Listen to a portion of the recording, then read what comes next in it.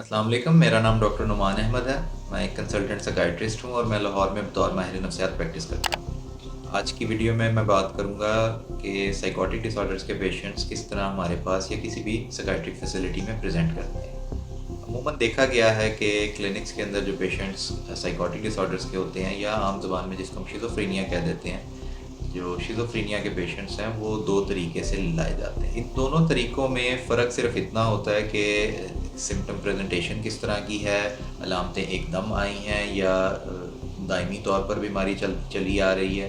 अलामतों की शिद्दत क्या है और रवैये में एग्रेशन कितना है। अमूमन देखा गया है कि कई दफ़ा जब एक्यूट साइकोटिक डिसऑर्डर डेवलप होता है कि एकदम से बीमारी पैदा होती है, वो किसी वजह के साथ हो या किसी वजह के बगैर हो, यानी कि किसी स्ट्रेस के साथ हो, किसी सदमे के बाद आए, किसी लड़ाई झगड़े के बाद आए या वैसे ही बगैर किसी वजह के आए, तो उनके अंदर अलामतें क्योंकि एकदम से पैदा होती हैं, अग्रेशन बहुत ज़्यादा आता है, पेशेंट्स वर्बली भी और फिज़िकली भी अग्रेसिव हो जाते हैं, यानी कि गाली गलौज करते हैं या नुकसान पहुंचाने की कोशिश करते हैं। वो नुकसान कई दफ़ा ख़ुद को भी पहुंच जाता है और कई दफ़ा दूसरे पेशेंट्स को भी नुकसान पहुंचाने की या दूसरे घर वालों को भी नुकसान पहुंचाने की कोशिश करते हैं, या ज़्यादा शदीद नौइयत के अंदर कई दफ़ा वो घर की प्रॉपर्टी को नुकसान पहुंचाते हैं, गाड़ी तोड़ देते हैं या अपने इर्द गिर्द के लोग या इर्द गिर्द के जो नेबर्स हैं उनके घर को या इमलाक को नुकसान पहुँचाते हैं। अमूमन ऐसी सूरत में जब पेशेंट्स हमारे पास आते हैं तो वो बहुत अग्रेसिव होते हैं और सबसे पहला काम उनको काम डाउन करने का होता है। अब उनको काम डाउन करने का अमूमन तरीका जो इख्तियार किया जाता है उसको management of actually disturb patients कहा जाता है। वो मैं अगली वीडियो में तफसील से उसके बारे में बात करूँगा कि वो किस तरह से की जाती है। लेकिन अमूमन देखा गया है कि जो एक्यूटली साइकोटिक पेशेंट्स होते हैं उनको बग़ैर दाखिले के एडमिशन बहुत हद तक नामुमकिन होता है, क्योंकि ऐसी सूरत के अंदर वो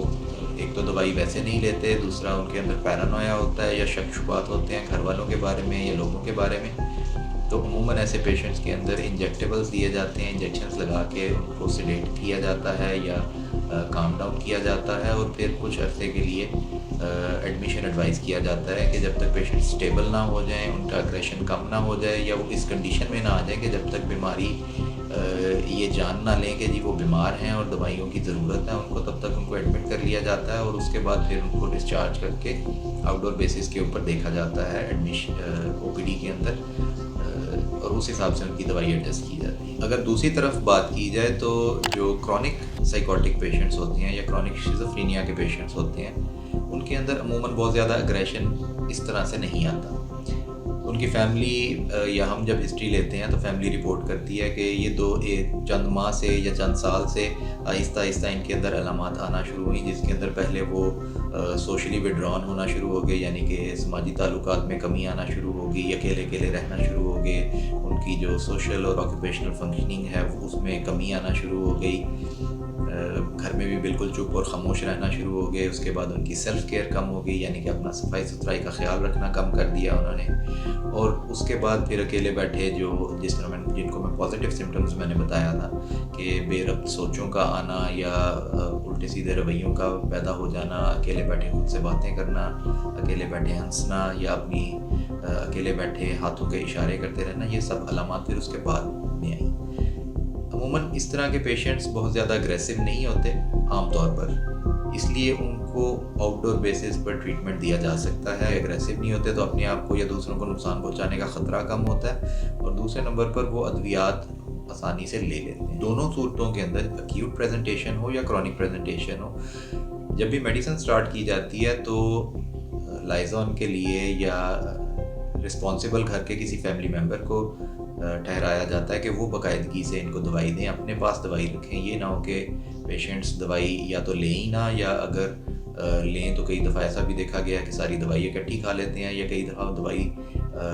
खाने के बाद वो दूर जाकर फेंक देते हैं दवाई। तो इन सारी चीज़ों से बचने के लिए किसी न किसी फैमिली मेम्बर को ज़िम्मेदारी दी जाती है कि वो 24 घंटे उनके साथ रहें, बल्कि ना सिर्फ उनके साथ रहें, उनकी दवाई का ख़ास तौर पर ख्याल रखें। और ये वो दो प्रेजेंटेशन हैं जिनकी हम